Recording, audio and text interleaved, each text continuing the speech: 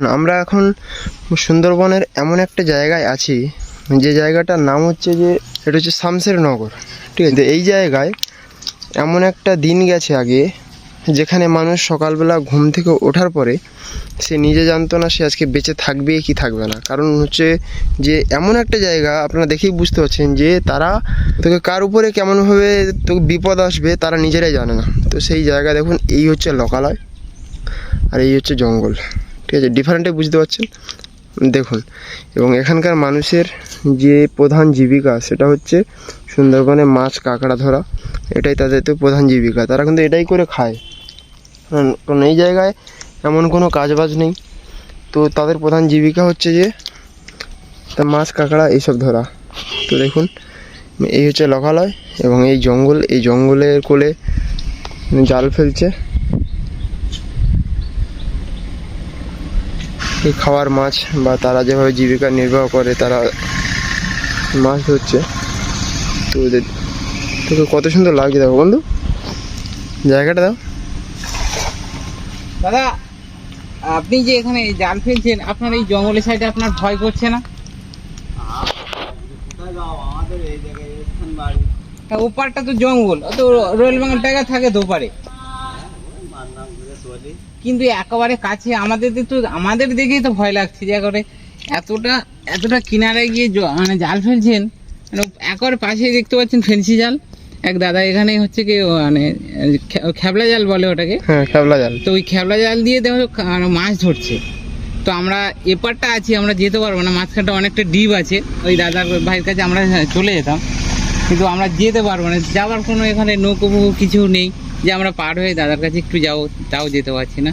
তা আপনাদের দূর থেকে দেখাচ্ছি, দেখুন কত কাছে ফেন্সি জাল আছে আর জঙ্গলটা কত কাছে। এমন কিছু কিন্তু ডিফারেন্ট না এটা, কিন্তু মানে তো বুঝতে পারছেন তো যাওয়া যাবে না, গেলে পুরো ভিজে যাবো। না ডিপ আছে, ডিপ আছে। এই নদীটা কতটা ডিপ হতে পারে এখন?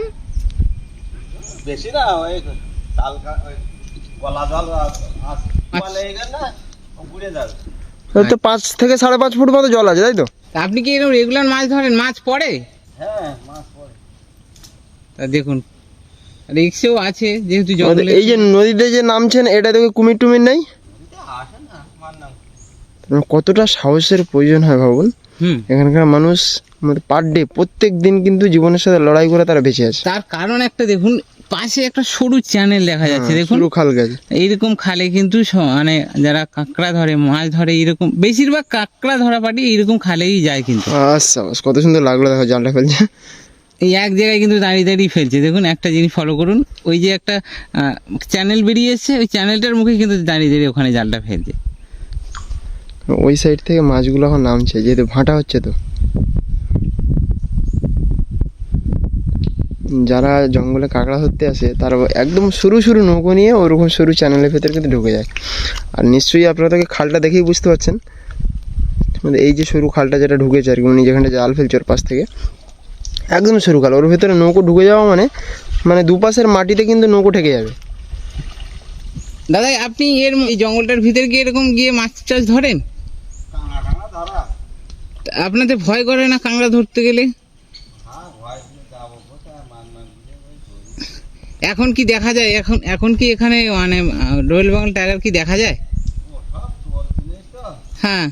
কোথায় আসে জঙ্গলে গেলে আমরা জানি, সাবধানে যাইতে হয়।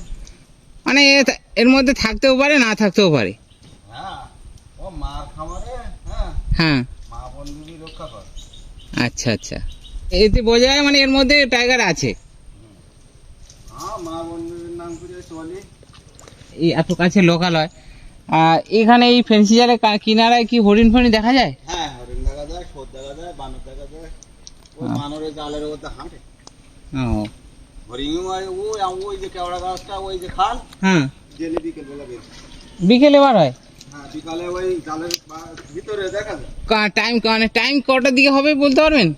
ওই ধরো 4টের দিকে।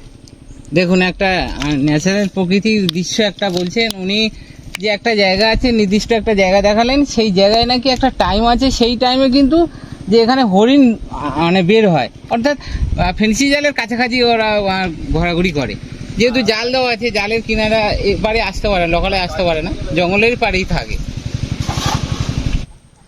কত সুন্দর লাগছে দেখতে, মানে তো প্রাকৃতিক দৃশ্য তার একটা কিন্তু মানে অতুলনীয় যেটা।